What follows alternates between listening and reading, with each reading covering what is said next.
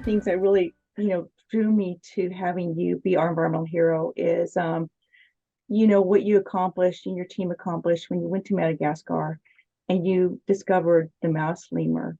And I wanted to see if you could tell us a little bit about that. And then, what resulted with, the sanctuary that you helped to establish. Okay. So as a scientist and as an explorer, you always hope that you discover something, but at least in my case, I wasn't expecting to. I was out there to do research on animals that were little known, but they were known.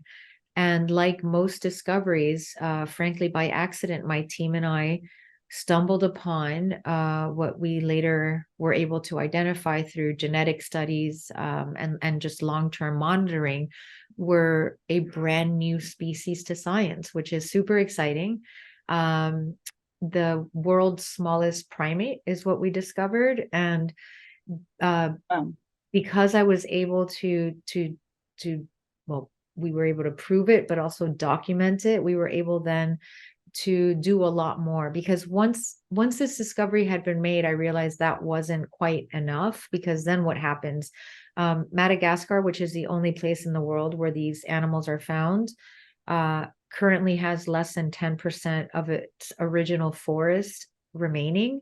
So without habitat, you can't have these animals. And so I suddenly thought, well, here my colleague and I have made this amazing discovery, but if they just disappear, what good is that? And so I was able to take all of the documentation, the photographs, all of it to the president and the prime minister in Madagascar, who were really excited by this and felt that this offered a lot of hope for their country, and they were quite proud.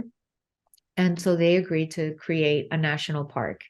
And so suddenly, this tiny little creature weighing less than 2 ounces became a huge ambassador for all things wild in Madagascar. that's incredible. Was it hard to get in to see the president and the prime minister, or did they, I can Yeah, only sure. imagine how difficult that would be. I mean, yeah, it's hard to go see the prime minister or the president. Imagine trying to knock on the White House door, Yeah. right? But luckily, I had been working in Madagascar for many years at that point, and I had connections to people who had connections to the prime minister and the president. And it also helped me to be backed by National Geographic. They wanted to be a part of this. They wanted to film the meeting. They wanted to really make a big splash and an announcement and let it be known to the world that not only had a discovery been made, but that we were taking extreme measures to try and protect it. And so I think the combination of these things made it possible for me to have that meeting.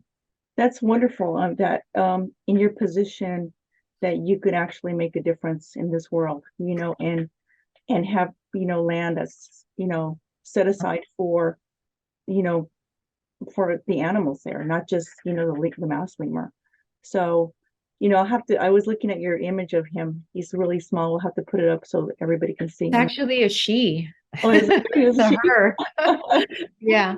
And are there a lot of them still remaining in the wild? Or I'm just curious. Um, I mean, they have a sustainable population. However, that particular species occurs only in one particular area of Madagascar. So if you think about the fact that Madagascar's forests are virtually all gone, and then within that, there's a pocket of forest Right. that is home to these animals, they're in trouble. There's no question they're in trouble. That's kind of like all over the world, it seems like, with a lot of animals right now. Well, thank you for doing that, for having the courage to go and do that. I mean, it's like I haven't made it to Madagascar yet, so that's Oh, you'd on love my it. bucket list.